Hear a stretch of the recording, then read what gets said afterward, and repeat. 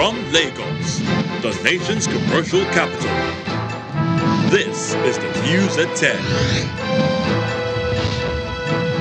Live from Channels Television. Reporting tonight, Amarachi Ubani.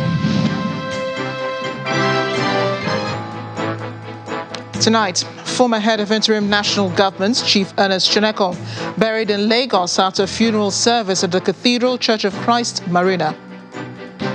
Dignitaries including Vice President Yemi Osinbajo and former head of state General Gowon extol Shonekan's legacy of service to the nation. The president presents Nigeria's country review report to the Africa Peer Review Forum in Addis Ababa, pledges commitment to the protection of the nation's poor and vulnerable. And China joins Russia in opposing further expansion of NATO. Plus, other international news from our London studio. On business news tonight, the Securities and Exchange Commission partners the British High Commission to drive innovation and growth in Nigeria's capital market. On sports news tonight, the 2022 Winter Olympic Games kicks off with colourful opening ceremony at the Beijing National Stadium. And from Abuja, timber lorry drivers, sawmillers and sawmill workers hit the streets of Benin, the Edo state capital, in protest over 6-month closure of forests.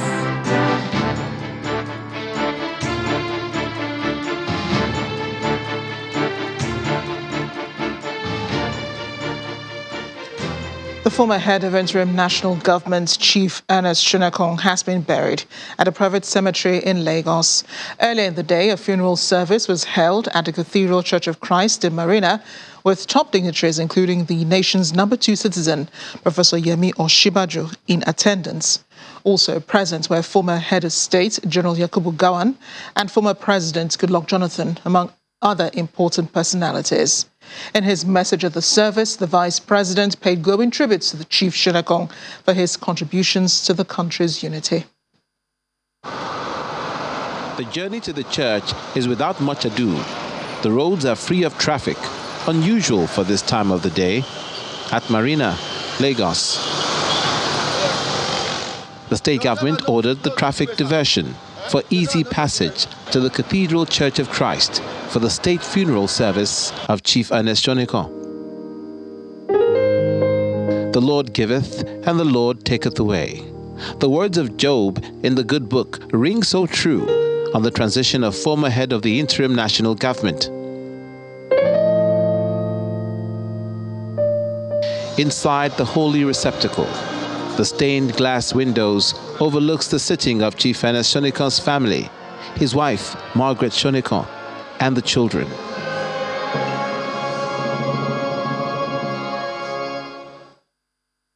Also present are Vice President Yemi Osinbajo, former President Goodluck Jonathan, former Head of State General Yakubu Gowon, the Secretary to the Government of the Federation, Boss Mustafa, elder statesmen, governors, top military brass, and other distinguished personalities from the public and private sector, as well as other invited guests. For I am sure that neither death nor life, the reception of the body follows with a full military complement for his status. Nor things to come, nor past, nor height, nor anything else in creation will be able to separate us from the love of God in Christ Jesus. Once seated, a member of the family takes one of the readings. I know that everything God does will endure forever. Nothing can be added to it and nothing taken from it. Hymns.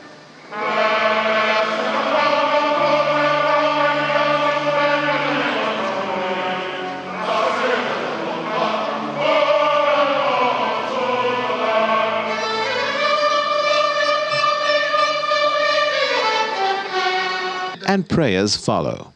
And so whether we live, we are yours. And even in death, we are with you. Archbishop Peter Akinola delivers the sermon, bordering on choices one makes for the afterlife. People of God, search your hearts. Are you with God? Is God with you? If you are not with God, take it from me, you are spiritually dead, even though you have the semblance of being alive. The Vice President, Professor Yemi Osinbajo, honors the memory of Chief Ernest Shonekan. Chief Shonekan lived his life always conscious and motivated by a burden of duty. As a citizen of considerable privilege, to give back, either in his many philanthropic and civic pursuits or in public service.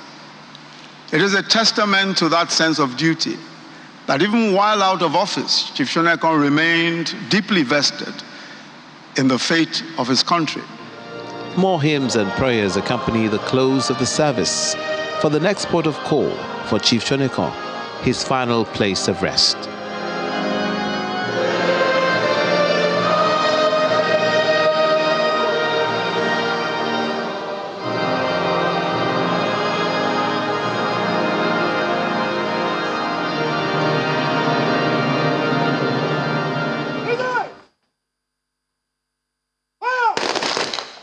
For many here and elsewhere, Chief Shonekan may have passed on, but the lessons from his life of service to the nation will linger on in the memories of many.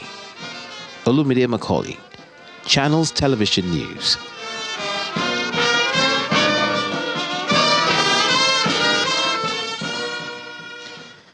The former head of Interim National, as Chief Ernest Shonekan embarked on his final journey to the great beyond, tributes continue to pour in for the elder statesman who died at the age of 85.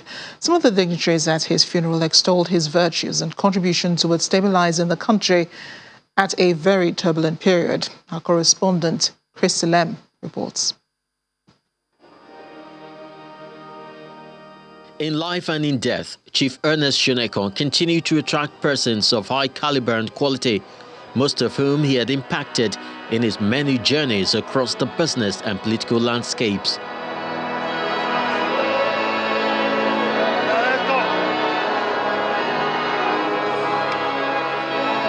As he makes his final journey to the world beyond, memories of the strides he made remained remarkable.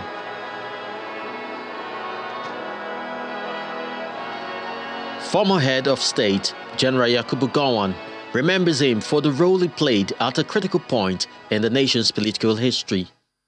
The service to see him go, and we hope and we pray that the Lord will receive his soul, and let us all thank him for the service he rendered to this nation over the period.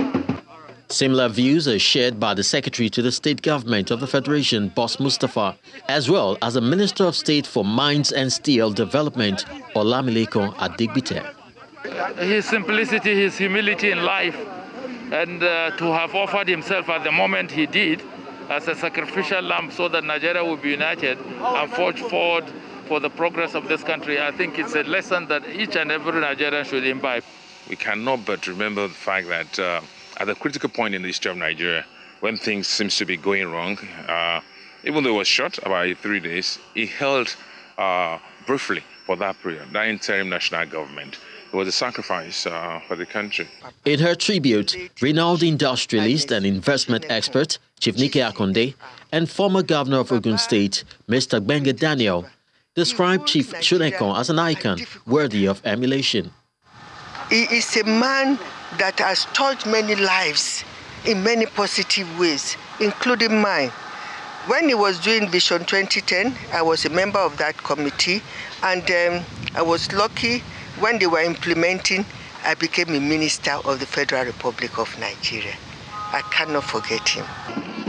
He lived a very successful life, well loved by the people, and at a critical point in the history of our country, he played his own part.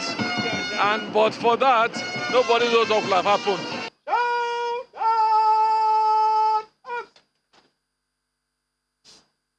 Chief Ernest Shonekan, who hailed from Ogun State, southwest Nigeria, a lawyer and elder statesman, was an astute businessman. He was named head of the interim national government and commander-in-chief of the armed forces of the Federal Republic of Nigeria in August 1993. He was a recipient of numerous national and international honors and awards, including the Commander of the British Empire and Grand Commander of the Federal Republic. He was born on May the 9th, 1936 and died on January the 11th, 2022. Chris Lems, Channels Television News.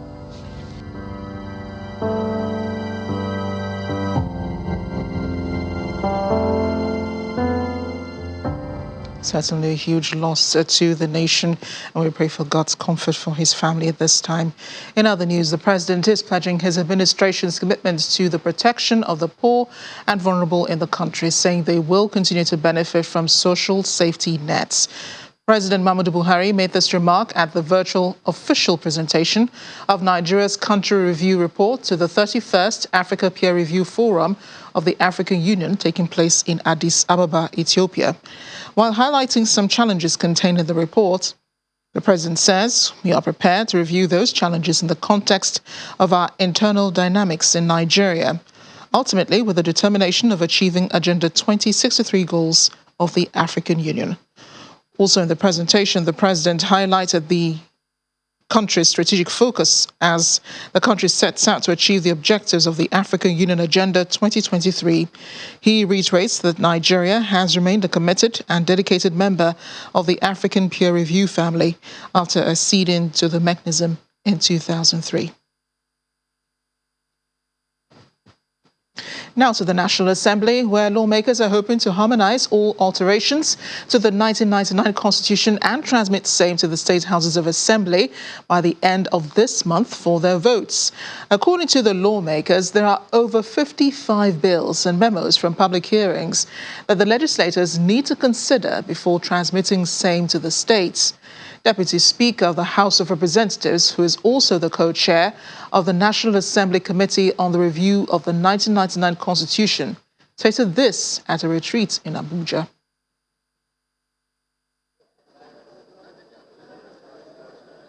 The Deputy Senate President, Senator Ovie Omoagege, arrives the venue where other members of the National Assembly Joint Committee on the Review of the 1999 Constitution are holding a retreat. The federal lawmakers are having this two-day retreat to deliberate on bills and memos from previous public hearings proposing amendments to the 1999 Constitution. And I'd like to congratulate the National Assembly for the work done so far. The Executive Director, Policy and Legal Advocacy Center highlights some of the recommendations that are before the lawmakers. A lot of it has already been identified, including provisions for special seats for women. I know there's a lot of misunderstanding yet about these provisions, but I think it's really key. Of course, other issues as well that are in consideration, local governments and reforms regarding the judiciary. But I want to say that this is a very important consultation, and I'd like to congratulate the National Assembly for the work done so far. There are at least 55 bills proposing amendments to the 1999 Constitution to be considered by these lawmakers. Both the chairman and the co-chair of the Joint Constitution Amendment Committee appeal to their colleagues to allow national interests to guide their contributions with a view to transmitting the harmonized alterations to the assemblies.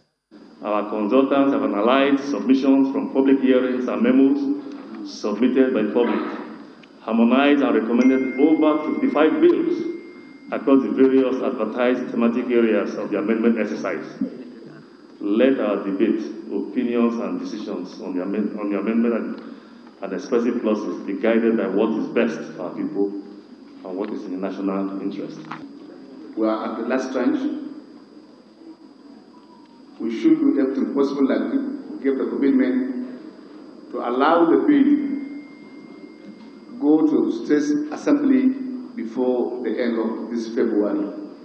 This effort will no doubt be very significant if it goes successful in the end, as there has been public demand for an alteration to the 1999 Constitution, and if the lawmakers are able to carry out these amendments, it will go down in history as an accomplishment for the 9th Assembly.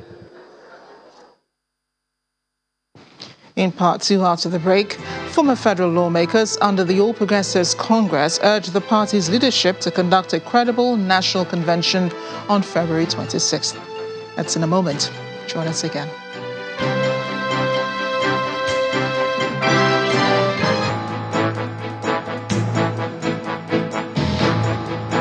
My son has...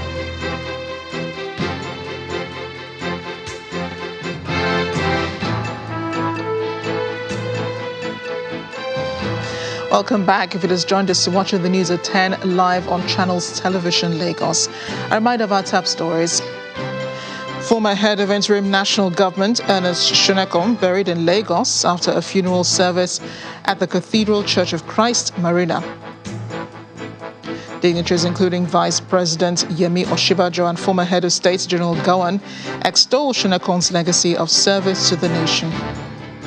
The President presents Nigeria's country review report to the Africa Peer Review Forum in Addis Ababa, pledges commitment to the protection of the nation's poor and vulnerable. And China joins Russia in opposing further expansion of NATO.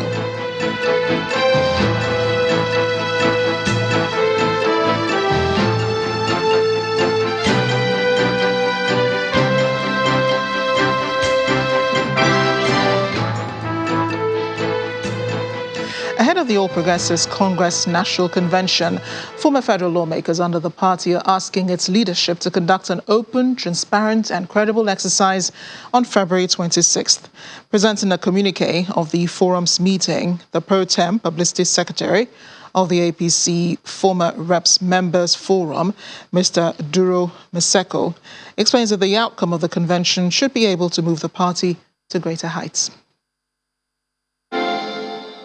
Former members of the House of Representatives under the All Progressives Congress are holding this roundtable to discuss critical issues affecting the party. I like that. Permit me now to most respectfully. Ahead of the party's national convention, the former lawmakers have their concerns over the state of affairs in the ruling APC. We are here basically to determine what we want to achieve. And for us to do that, we can only do it in unity. Let us go as one. Let us go as one. Without internal democracy, I'm sorry to say we are doomed. Article 45 of our Constitution, which recognizes this provision that serving and former members of the National Assembly will at all times and in all categories of the parties, congresses, and conventions be automatic and statutory delegates. At the end of the meeting, the forum delivers a communique stating their resolutions. APC House of Reps Members Forum urge the leadership of the party, that is the All Progressives Congress, to organize an all-inclusive, open, transparent, and credible national convention. The forum deliberated on the forthcoming leadership of the party and urged all delegates to ensure that they elect a credible, visionary national executive that will further unite and move the party forward. The forum is hoping that the party emerges stronger after the convention while working towards retaining its place as the ruling party in the country. Let's get more stories now from Abuja. Hi, Gloria. We made it to the end of the working week. What do you have for us? Hello, Amarachi. You could say that again. Well, a group of timber lorry drivers, sawmillers and sawmill workers and bush workers have protested the closure of forests in Edo State for over 6 months, barricading sections of the Ring Road in Benin City, the Edo State capital, to express their frustration. They claim that no cogent reason was given by the state government for stopping their operations and also alleged that the closure does not apply to foreigners operating the same business. The group is appealing to the government to reconsider its stance. Vehicles held still, forming a long stretch, disrupting movement around the King Square axis of Benin City, the Edo State capital. The reason for the gridlock is right in the middle of the road. Stakeholders from the timber logging sector decry the closure of the forests for over 6 months now.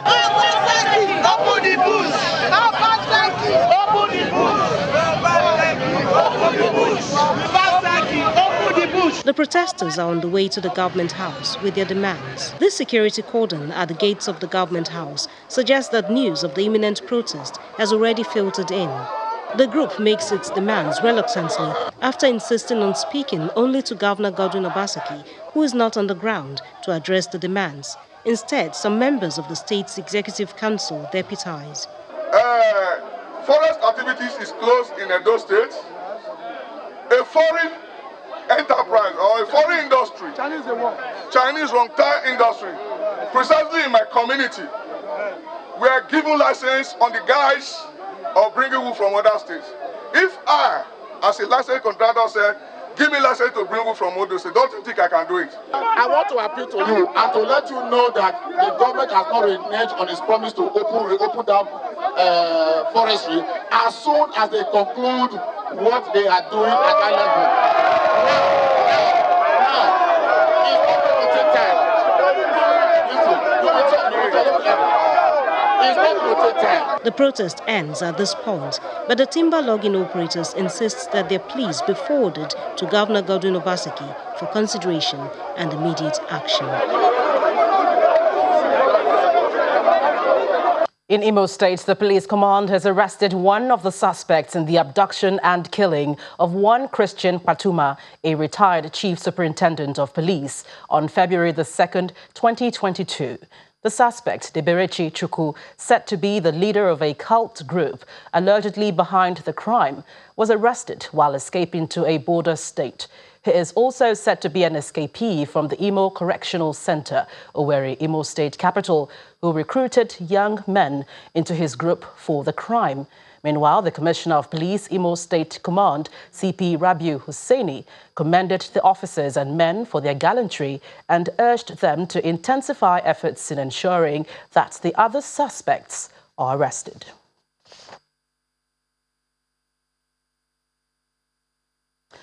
Well, unemployment is considered to be one of the factors fueling insecurity in the country, especially in most of the troubled parts of the country, including the northeast, which is worst hit by insurgency. As part of the efforts to empower unemployed youths in Borno State, Governor Babagana Zulum has flagged off the distribution of 500 tricycle machines, 100 taxis and 10 bus seaters for transport services in the metropolis. He announced 50% subsidy on all the items provided. The government shall provide the sum of 50 million naira to 1,000 Keke Napep riders who are not part of this program to benefit from 50,000 naira each as cash support grant to boost their resilience in line with our economic empowerment plan. We have also employed 300 youths in the newly established traffic management agency to enforce traffic regulation in the metropolis, as this project is hoped to swell the number of vehicles on our road. This is another avenue for job creation and proactive measures in reduction of accidents on our dear roads. Ladies and gentlemen, the 500 tricycles shall be distributed to 24 tricycle associations on the basis of 1 tricycle for 4 riders and 100 taxi cabs on the basis of 1 taxi cabs for 2 drivers. Having in mind the huge number of unemployed youths in the state, this project is hoped to provide livelihood support to a great number of our youths. Let me use this opportunity to announce that government has provided 50% subsidy, as beneficiaries are expected to pay only 50% of the cost of each of the items provided. Well, to improve healthcare delivery in Nigeria, the welfare of healthcare practitioners needs to be prioritized. Well, this is the view of Nigerian-British consultant, urological surgeon at the Royal London Hospital, Professor Frank Chinegundo. Professor Chinegundo believes investing in the remuneration and general welfare of medical personnel will largely improve healthcare delivery in the country. It saddens me that the doctors don't feel valued enough and they're not remunerated well enough. And so many of them seek their opportunities abroad, which is to the detriment of the population, within Nigeria. I mean, I spent quite a lot of time in Nigeria. In fact, even when I was a medical student, I spent some months at Lagos University Teaching Hospital. And even then, and it's the case now, the students then and the doctors now, very, very dedicated, very good knowledge base. But the surroundings and the kits they're given to work with and the workload is not conducive to giving of their best.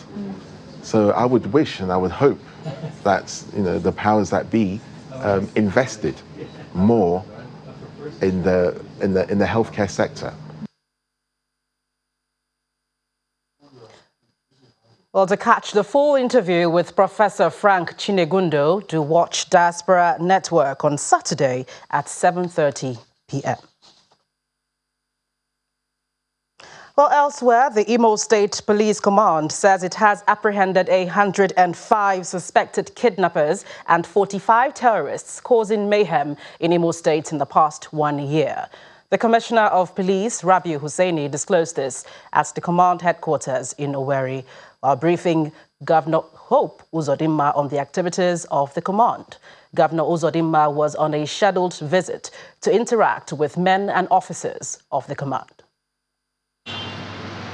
The year 2021 was exceptionally busy for Imo State.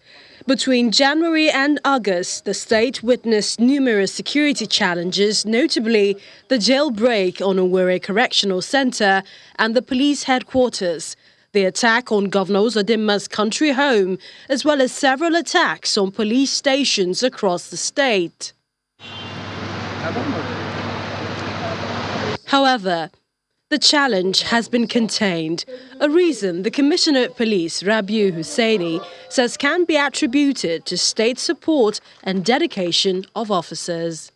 We are collaborating with the traditional rulers, town unions, president generals, stakeholders, youth leaders, religious leaders, and hunters associations, with emphasis on community policy, which has assisted greatly in combating violent crime.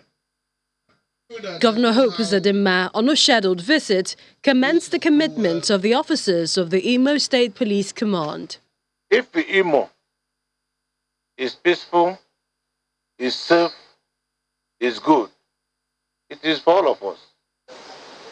If Imo is not peaceful and people cannot operate, it is also for all of us. So in this business, we need each other. Why we need the players to play the football, we also need spectators that will clap for them when they play well. So I want to thank you and commend you for this major breakthrough you've done in Imo State. The Commissioner then takes the Governor round to see some of the weapons recovered, which includes a local rocket launcher, AK-47 rifles, ammunitions, charms, cell phones, fake dollar notes, among others. Well, still ahead on the news at 10, the Securities and Exchange Commission partners the British High Commission to drive innovation and growth in Nigeria's capital market. That's in business news. Do join us again.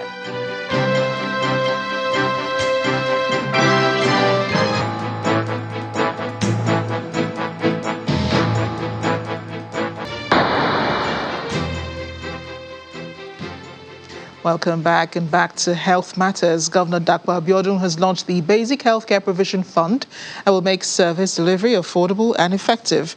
This is aimed at strengthening the health sector in Ogun State. At a ceremony held at the Cultural Center in the state capital, Abeokuta, the governor used the occasion to pledge commitments to federal government's health policy formulation and program implementation. The Ogun State Health Insurance Scheme and the Basic Healthcare Provision Fund program were established by the Social Health Insurance Scheme Law of 2018 to provide out-of-pocket healthcare services to both residents in the formal and informal sector.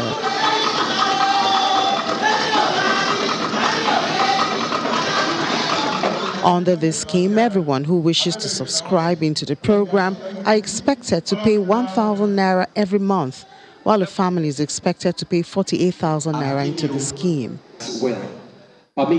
So far, about 26,000 beneficiaries have already subscribed. That's according to the State Ministry of Health. Today, the launch of the informal sector insurance scheme is the first amongst other schemes to come. And the aim is to reduce the out-of-pocket expenses incurred by our people on health services. Our target group are artisans, market women, road transport workers, farmers association, Okada riders, and traders who are not in structured employment.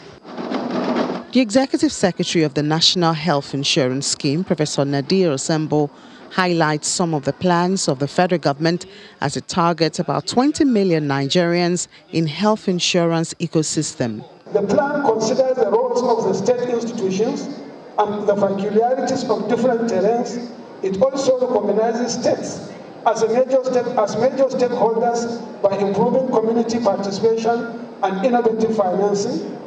The scheme targets is to bring about 20 million Nigerians annually into the health insurance ecosystem over the period of 10 years.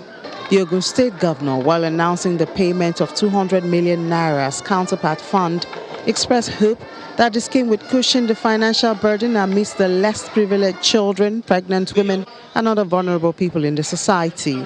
The Basic Healthcare Provision Fund and the Informal Sector Healthcare Insurance Scheme, as formally launched in Ogun State today, will further deepen the positive impact of the federal government's economic recovery and growth plan here in Ogun State. We will continue to collaborate with the federal government across all sectors towards creating individual prosperity for the people and the development of our dear state. And this scheme will ultimately reduce their financial burden as it relates to access to good health care delivery in the state. In Delta State, 75 business operators who have distinguished themselves in their fields since inception of the Delta State Job Creation Scheme in 2015 have received a cash award of 500,000 naira each. Governor Ifeanyi Okowa announced this at the graduation of the beneficiaries of the Skills Training and Youth Agricultural Entrepreneurship Program in Asaba, the state capital. Yes. It's the graduation ceremony of 1,000 beneficiaries enrolled for the 2020-2021 cycle of the Delta State Job and Wealth Creation Scheme, Skills Training and Entrepreneurship Program, and Youth Agricultural Entrepreneurship Program. PDP is ready to rescue. Having completed the training, their joy knew no bounds as they thrilled the audience with dancing and singing performances.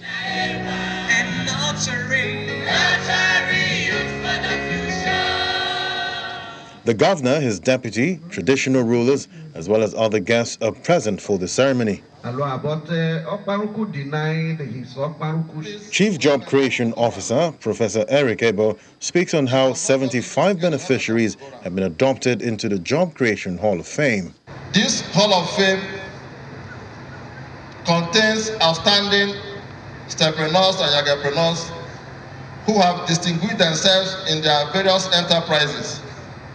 And the objective is to identify, promote, project, and motivate them to greater heights. Governor Ifeanyi Okowa is pleased with the success stories of the beneficiaries and announces cash rewards for them. Each of them But I know that they were taken away from their businesses. If they had the option, many of them would have wanted to stay behind to do their work. But to help improve their work, just as a mark of recognition, each of the certified persons will receive 500,000. With what we've learned so far, you can set up your own business. With what you've learned so far, you could specialize in cake making, you could specialize in snacks, you could train people and make your money. And so far, since after the training, I've made some cool cash from what I've learned. It can help in such a way if I have enough farmland where I can keep my hives and grow. You can see we can harvest the oil, the honey out of it and then other things. The jobs creation programs, STEP and YAGEP, have churned out over 6,000 beneficiaries from 2015 to date. This number is part of the expanding portfolio of the state government's job creation and youth empowerment programs. To some company news, an indigenous oil-producing company, Belema Oil Producing Limited, appears to be stepping up its corporate social responsibility. This time, it has provided the indigents of the host community, Idama community in Akukutoro local government area of Rivers State, potable water facility and a 1,250 kVA power generating set. The company is asking members of the community not to engage in disruption of developmental activities in their area.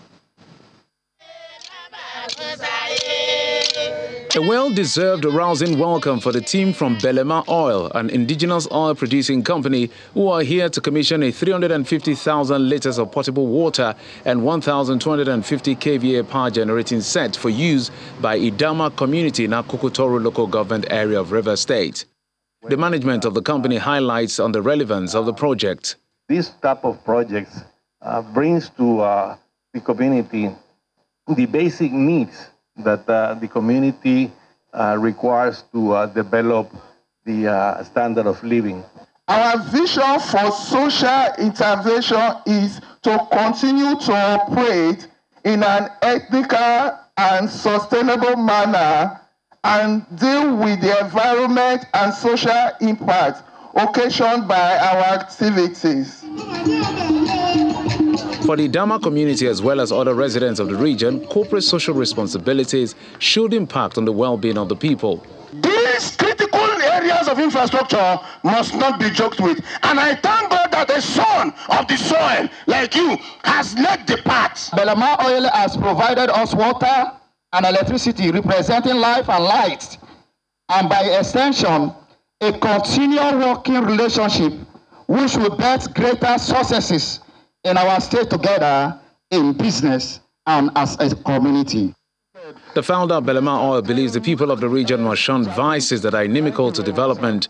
As a representative of former President Goodluck Jonathan says he's happy about the transformative project. We created a lot of employment, but again, a lot of time is so shameful that our lines have been attacked. Our wellheads have been attacked. Our delivery lines have been attacked. If we get attacked, how can we have that strength to continue to support you? You want more employment? Fine. How can we address that? If you do that to yourself, what message are you telling? Are you giving to others outside? Companies that are operating in the area to continue to show more footprint in terms of their impact on the local communities. To the glory of God and in Jesus' mighty name. Amen. Perhaps the consensus by most people here is that this gesture by Belema Oil Producing Limited to the people of Idama community is worth emulating. Let's get into more business news now. Here's Teniola Shubawale.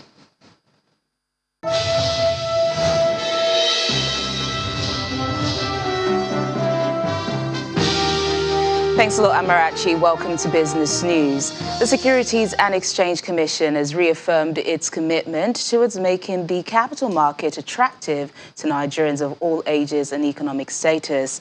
The Director General of SEC, Mr. Lamido Yaguda, who was speaking at a meeting with the British Deputy High Commissioner in Abuja, explains that the Commission is implementing various initiatives to ensure that products and offerings in the market are accessible to both the young and old, which he says will further deepen the market. I see essentially... The Director General of the Securities and Exchange Commission, alongside his management team, are meeting with the British Deputy High Commissioner to foster partnerships on how to rebuild the nation's securities market. The past years have seen some challenges in the nation's securities market, and the apex body in charge of capital market regulation is looking at driving innovation and leveraging on the success of the United Kingdom to ensure sustained rebound in the market. I hope, we can, continue to earn the confidence, of, DFID, FSA and the British, government, in really, doing things that will really further open this capital market, because the potentials really are there. Okay, but there are certain things that we really need to do to really bring more people, into the market. One area that we actually recognized is the lack of a proper identity management system in the capital market. Okay, interesting. Yes, and this is one area that the Commission has now focused its attention on. The British government is keen on the new partnership. They are hopeful that the years ahead will see improved services in the capital market and, by extension, the fintech space. Like you, we come across these fintech players here in Abuja, but certainly in Lagos, and they are formidable and formidably driven as well with their vision. But also, we get the sense very keen to work with regulators to make it work. They recognise that it's not just the only way; it's the right way to be attracted to investment and to be able to grow in the way that they want. So I think it is a virtuous circle. And formidable they may be, but they're formidably talented as well, which I think is really, really encouraging. So I think much we could say, but I think we're very keen to work with not just you, but with your approach. The new partnership between the Securities and Exchange Commission and the British government comes at a time when the Commission is seeking ways to grow the nation's capital market. Tax collection from Nigeria's non-oil sector jumped 38% in 2017 to 69% last year, and that's according to the Federal Inland Revenue Service. According to its 2021 performance update, the FIRS said it collected about 4.39 trillion naira as non-oil taxes against 2.51 trillion naira collected in 2017, on the back of a consistent increase from tax generated in that sector. The chairman of the FIRS, Mohammed Nami, says the agency was able to achieve the feat due to the deployment of a new automated tax administration system in June 2021, as well as the adoption of some strategic reforms it implemented within the period. The African Export-Import Bank, Afreximbank, said it has invested into a liquefied natural gas distribution infrastructure platform in West Africa, EcoGas. Afreximbank explains that it made the investment through its subsidiary Fund for Export Development in Africa in efforts to deepen liquefied natural gas penetration within the region. The president and chairman of Afrexim's board of directors, Benedict Orama, explains that through this investment further seeks to unlock access to affordable and cleaner energy for industrialization purposes and to significantly impact intra-regional trade, particularly within West Africa. Meanwhile, oil prices have reached 7-year highs today as geopolitical tensions and a winter storm in the U.S. fueled concerns over supply disruptions. Brent crude rose 2.36% to $93.28 a barrel, while U.S. West Texas Intermediate crude advanced by 2.25% to $92.24 a barrel after scaling a 7-year peak. Meanwhile, the Organization of the Petroleum petroleum exporting countries and allies have agreed this week to stick to moderate output increases of 400,000 barrels per day, despite pressure from top consumers to raise production more quickly. Nigeria's equities market rerouted to the red zone today, declining by 0.11% as investors moved to take profit on Orlando, FPN Holdings, flour mills and international breweries. Laddie Williams tells us more.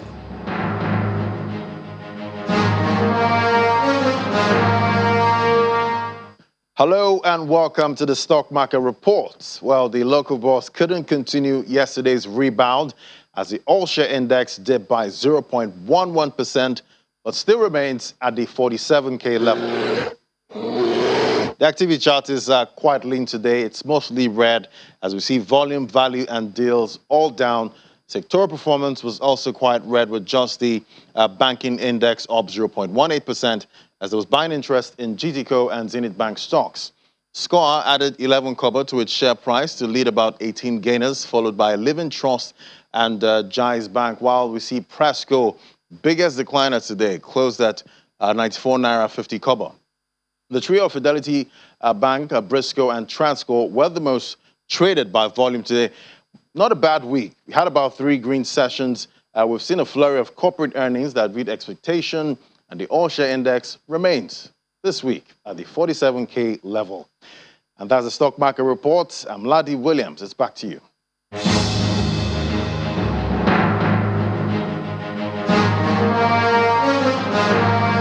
Thanks a lot, Laddie. Meanwhile, U.S. stocks jumped today to finish their best week of the year on the back of strong earnings report. Let's take a look at the closing numbers of other major equities around the world.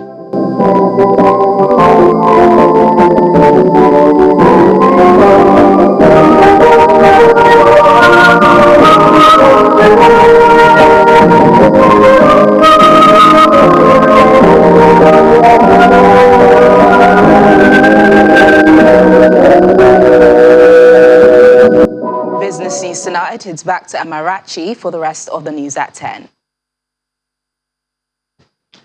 Thanks, Daniela. China has put on a united front with Russia as the Ukraine crisis escalates, with President Xi Jinping joining Vladimir Putin in opposing further NATO expansion. In a joint statement issued after the Russian president met his Chinese counterpart in Beijing, the two powers called on NATO to abandon ideological approaches to the Cold War. Simon Pusey has more on this and other international news and around the world in 5. Good evening and welcome to the Channel Studios here in London with your international news around the world in 5. China has joined Russia in opposing further NATO expansion as the two countries move closer together in the face of Western pressure. President Vladimir Putin is in China ahead of the Winter Olympics.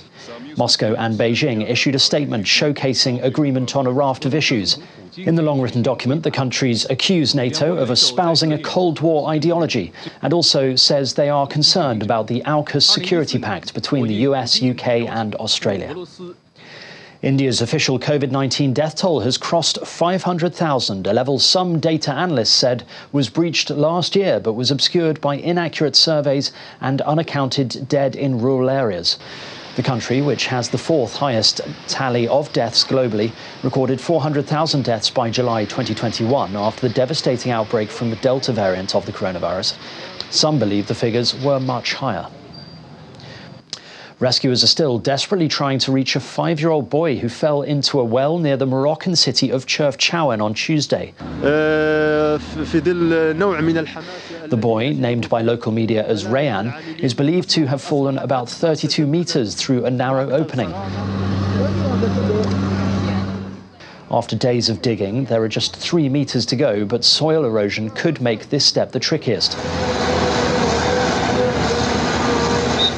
Rescue operations, led by Morocco's Civil Protection Directorate, have been ongoing since Tuesday evening, even going through the night.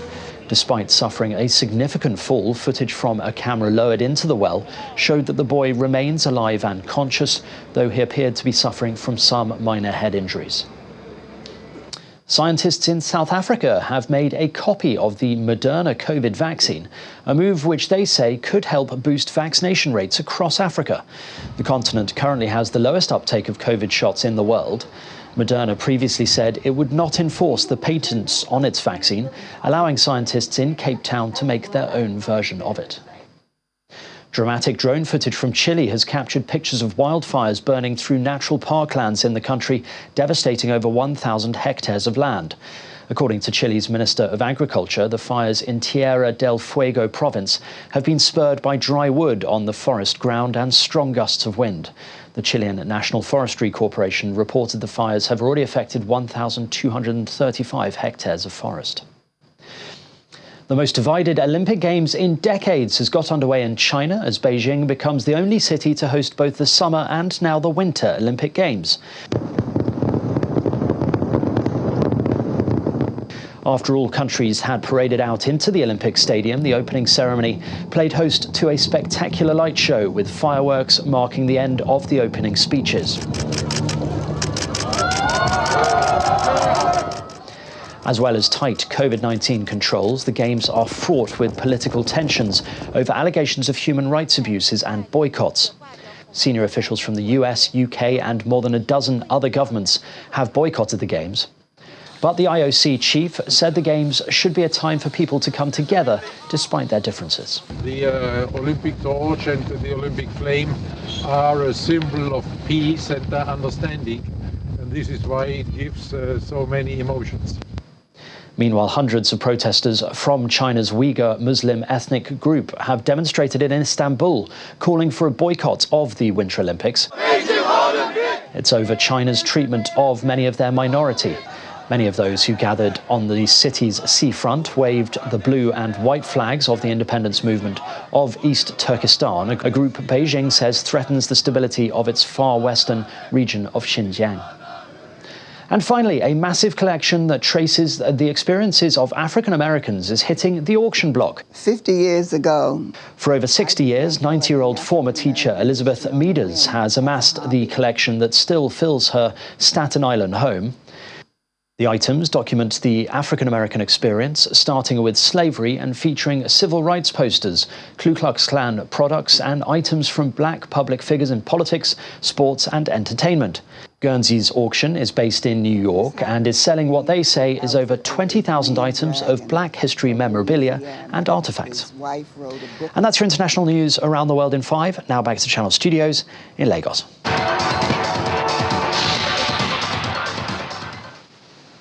Many thanks, Simon. Welcome to Sports News. The 24th edition of the Winter Olympics is officially underway after the Olympic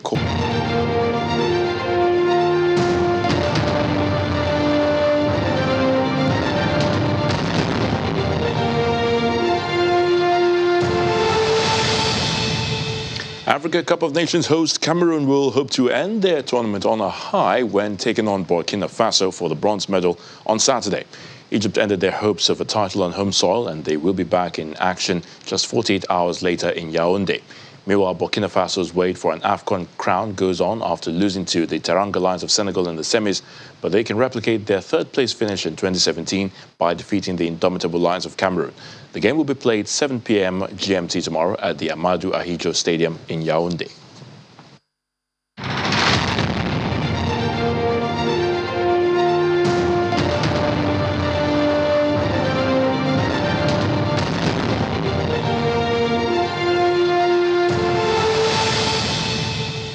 Tottenham manager Antonio Conte admits Spurs have made errors in the transfer market and want to see them avoid making the same mistakes again. Conte shipped out the likes of Dele Alli, Bryan Gil and club record signing Tonji Ndombele and strengthened his squad with the signings of Rodrigo Bentancur and Dejan Kulusevski. The Italian feels Spurs are heading in the right direction, but then urged past mistakes must not be repeated. The Rafa Nadal Academy has released video of Nadal placing his 21st Grand Slam trophy in the cabinet at his museum in Manacor, Mallorca.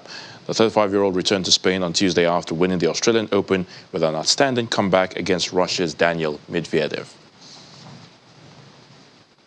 And US-owned Haas becomes the first team to take the wraps off their 2022 Formula One car after unveiling a digital rendering of their VF22 Challenger, which they hope will lift them off the back of the grid. The car has been designed to Formula One's radically new rules with revised aerodynamics aimed at improving wheel-to-wheel racing and 18-inch wheels. And that's sports news.